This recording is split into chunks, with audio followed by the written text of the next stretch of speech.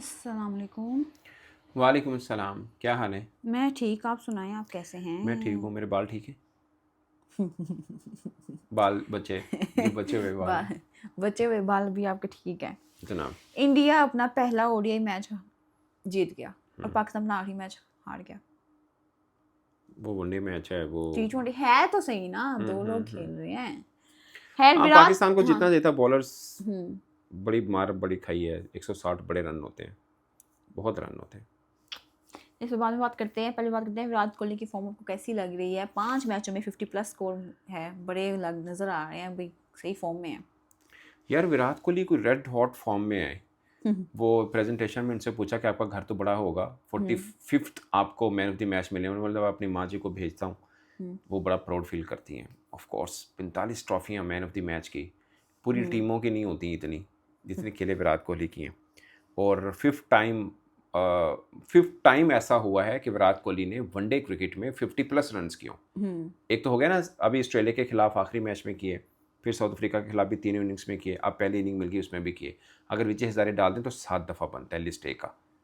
Otherwise international भी बनाए तो 5 दफ़ा बनता है। 5 टाइम 50+ रन्स, ये 5 दफ़ा है। इससे पहले 2012 में भी ऐसा किया, 2013 में, 2019, 2023 और अब 2025 में। वाह, तो आप निकाल ही नहीं सकते कि कौन सी फॉर्म इनकी अच्छी वाली है। अच्छी वाली है, सही बात है। बस विराट कोहली खड़े हैं, इतना ही काफ़ी है। शुभमन गिल। 93 रन्स किए और 7 टाइम ऐसा हुआ है कि नर्वस 90s का वो शिकार हुए हैं। It's 7 time. वाह, वाह, क्या बात है। शुभमन गिल, शायद अय्यर की कमबैक कैसी लगी आपको? यार Shreyas Iyer, he is my favourite cricketer in team India and he is my best mid order batsman around the world. मुझे लगता है कि उससे अच्छा मिड ऑर्डर का कोई बैट्समैन नहीं है, कोई भी नहीं है। पूरा घुमा के देख लीजिए। मुझे क्लासन बहुत पसंद थे, बट अब वो रिटायर्ड है। बट क्लासन की अपनी एक क्लास थी, और क्लासन के बाद अगर कोई मुझे अच्छा लगता है तो वो श्रेयस अय्यर है। खासकर स्पिनर को बहुत तगड़ा खेलता है, एटीट्यूड बहुत ज़बरदस्त है, जान चंगी है, मैच पूरा चलाना आता है। वो तमाम गुर जो एक मिड ऑर्डर धांसू किस्म के मिड ऑर्डर बल्लेबाज में होने चाहिए, वो श्रेयस अय्यर में है। आई एम सरप्राइज कि वो T20 से क्यों उसको दूर रखा हुआ है, but he is Superman, he is Superman in middle order. तबाही है बंदा। हाँ। और शुभमन गिल? शुभमन गिल की भी वापसी हुई है, ठीक हो गया। शुभमन गिल का न्यूजीलैंड के खिलाफ रिकॉर्ड बहुत ही धांसू किस्म का 69 की एवरेज है। इसने जो पहली सीरीज 2023 में हुई थी, पहले मैच में वनडे मैच में डबल 100 किया था, फिर आखिरी में 100 किया था। वैसे ही न्यूजीलैंड के खिलाफ तो उस सीरीज़ में केवल 360 रन किए थे इसने 3 मैचेस में। ये तबाही है, और इसके लिए बेस्ट है कि उसको उस टीम के खिलाफ मौका मिल रहा है जो उसकी फेवरेट है, मतलब जिसके खिलाफ बैटिंग करना पसंद करते हैं। और दूसरी खास बात कि वो टीम भी उस तरह से, मतलब वो पूरे सारे खिलाड़ी नहीं हैं उसमें, बट अगेन बैटिंग तो बहुत तगड़ी की है न्यूजीलैंड ने। ये सारी बातें आप याद कैसे रहती हैं?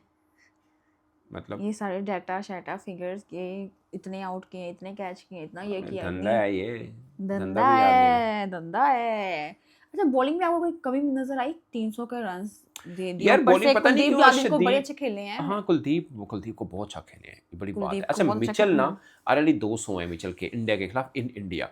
आपको याद होगा चैंपियंस ट्रॉफी में रन किए, और जो वनडे वर्ल्ड कप हुआ था 2023 का, पूल मैच में रन किए, सेमीफाइनल में रन किए।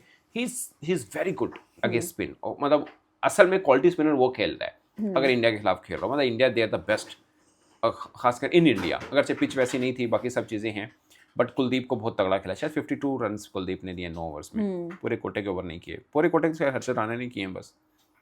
चलो, ये तो हो गई इंडिया की बात। पाकिस्तान की तरफ आते हैं। पाकिस्तान में T20 आखिरी मैच है, वो हार गया है। लेकिन इंडिया की एक और ख़ास बात है, it's second time they chased 300+ runs.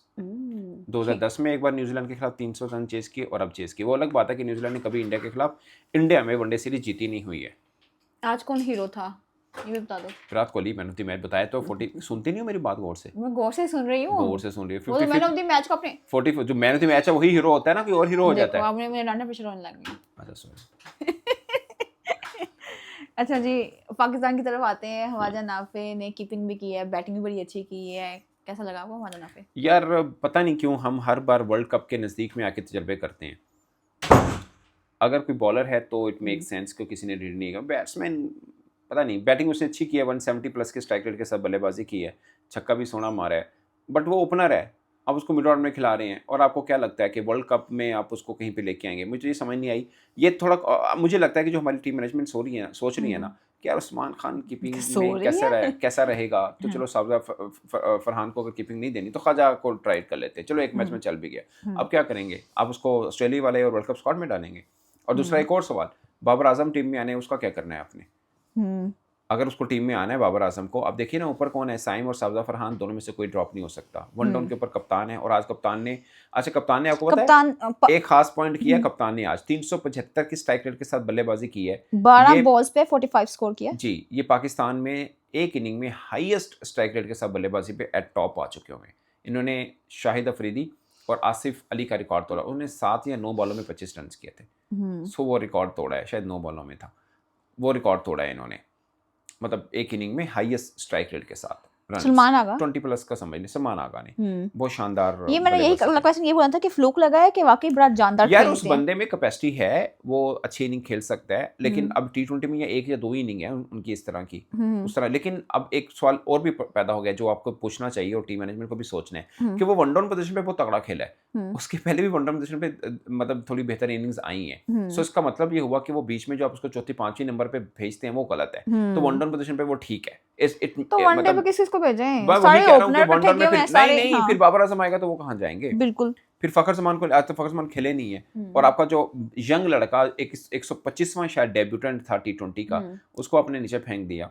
तो ये अब मैं वही कह रहा हूँ, वर्ल्ड कप से पहले अगरचे हमारी टीम थोड़ी बेहतर शेप में है, बट बड़े प्रॉब्लम भी बहुत है, कुछ पॉजिटिव प्रॉब्लम है, कुछ नेगेटिव प्रॉब्लम है। अभी तक आपका सॉर्ट आउट नहीं हुआ बैटिंग ऑर्डर? नहीं, अभी बहुत से सवाल ऐसे हैं जिनके जवाब मिलेंगे एंड टाइम पे शायद मैच वो तो हम अब देखो ना, एशिया कप से पहले हम क्या करते रहते, एक सेट पैटर्न बनाया, एशिया कप में आते ही तोड़ दिया।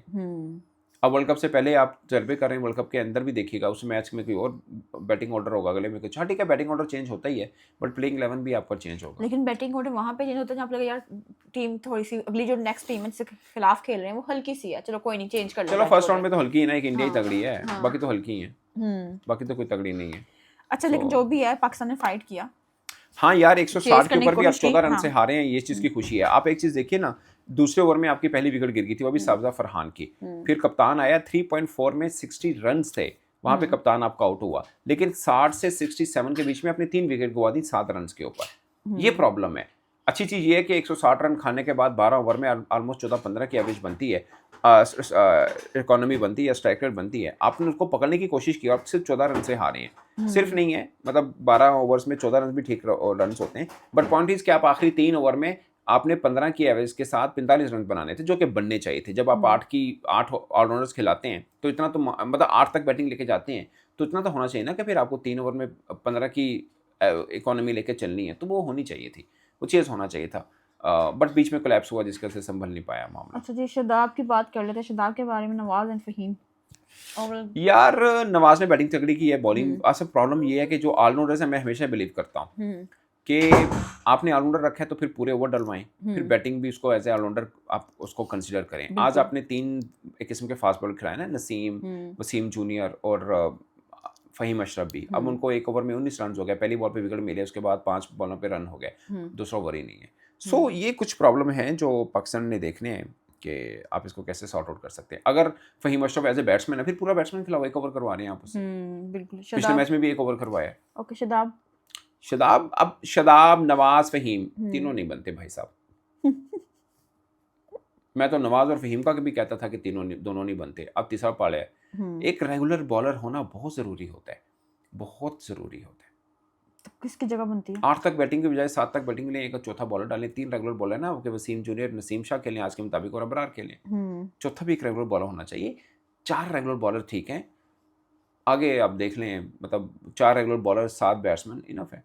और 7 बैट्समैन भी ऐसे है ना बीच में, अब देखिए 4 रेगुलर बॉलर डालें, आप फिर नवाज को निकाल दें, आप उस्मान तारिक को डाल लें अगर आपको मसला है। वैसे नवाज ने बहुत अच्छा परफॉर्म किया, जिसको भी आपने निकाल दीजिए आप, ठीक है। पक्के बैट्समैन डालें, पक्के बॉलर डालें, एक आधा ऑलराउंडर चुन के देख लें कौन सा अच्छा लगता है, नवाज या शादाब, उनको रख लें आप।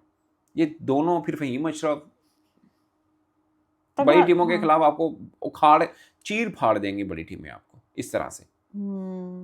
देख लीजिएगा, एक फुल होना चाहिए जो कि यार देखो ना, आप आज की एग्जांपल ले लेना, आखिरी T20 मैच की, आखिरी 3 ओवर में 45 चाहिए था, क्यों नहीं बनता? बनता है, उस पिच पे बनता है जहाँ पे आगा 375 की स्ट्राइक रेट के साथ खेला। और मजे की बात बताऊं, इस मैच में 3 रिकॉर्ड बने हैं। आगा की पाकिस्तान की हाईएस्ट स्ट्राइक रेट, उधर श्रीलंका की भी, श्रीलंका की तरफ से हाई स्ट्राइक रेट है। इधर 3 ओवर के अंदर 54 रन जो वसीम जल ने खाए, पाकिस्तान की तरफ से मोस्ट कॉस्टली स्क्वाड रन, वो भी मतलब इकोनॉमी कह लें, वो भी एक बन गई है कि 18 की इकोनॉमी के साथ उनको रन पड़ गए हैं एक मैच में। ये भी वर्स्ट है, वैसे वो तगड़ा बॉलर है, बट पॉइंट इसके ऐसे पिच के ऊपर आपके 3 नीचे ऑलराउंडर, मतलब ऑलराउंडर 3 या 4 खड़े हैं, 3 ओवर में आपको 45 रन बनाने नहीं बने, तो क्या फायदा आप 8 तक बैटिंग लेके रखने का। इससे बेहतर था आप 7 तक रखें, बीच में लो मिड ऑर्डर में तगड़ा बैट्समैन रखें जिसके ऊपर पता हो या उसको पता मैंने मैच फिनिश करना है। अच्छा, जैसे आज भी बारिश हो रही थी, एक मैच हमारा बारिश में भी धुल गया, तो आगे आज भी एक तरफ से आधा तो धुला ना। हाँ, तो वर्ल्ड कप में क्या होगा ऐसी बारिश? यार पता नहीं, मैं तो कहता हूँ वर्ल्ड कप के अंदर पता नहीं, पाकिस्तान ने वैसे ऑफर किया है बांग्लादेश आईसीसी को कि बांग्लादेश के मैच हमारे पास करा लें। नॉट अबाउट पाकिस्तान, आपको अगर पाकिस्तान से इतराज़ है तो आप कहीं और करवा लें, बट श्रीलंका में रेनी सीजन के अंदर, मैं श्रीलंका के खिलाफ नहीं हूँ, बट रेनी सीजन में मैचेस कराने का क्या मतलब बनता है? मैच तो होंगे नहीं, मैच तो होंगे नहीं, बारिश बल्कि ये बताया जा रहा होगा मौसम ठीक है, बारिश हो गई, मौसम ठीक है, हम बारिश हो गई। हम वो वेदर रिपोर्टर बने होंगे, वेदर वहाँ पे, रिपोर्टर देख बने लीजिएगा आप। होंगे। या यही तो प्रॉब्लम है। इससे पहले भी ऐसा हुआ था ना, बहुत बारिश हुई थी। एशिया कप में 2023 में, मैं बताऊं 2006 में इंडिया श्रीलंका की सीरीज थी 3 मैचेस की, एक भी मैच नहीं हो पाया। ठीक है, अभी 2023 के अंदर इंग्लैंड श्रीलंका की सीरीज थी 3 मैचेस की, 1-0 पे खत्म हुई, 2 मैच ही नहीं हुए। अभी पाकिस्तान की भी है, आज बाई चांस मैच हो गया, लेकिन ना होने वाला काम था। चलिए, thank you so much for your time. Thank you.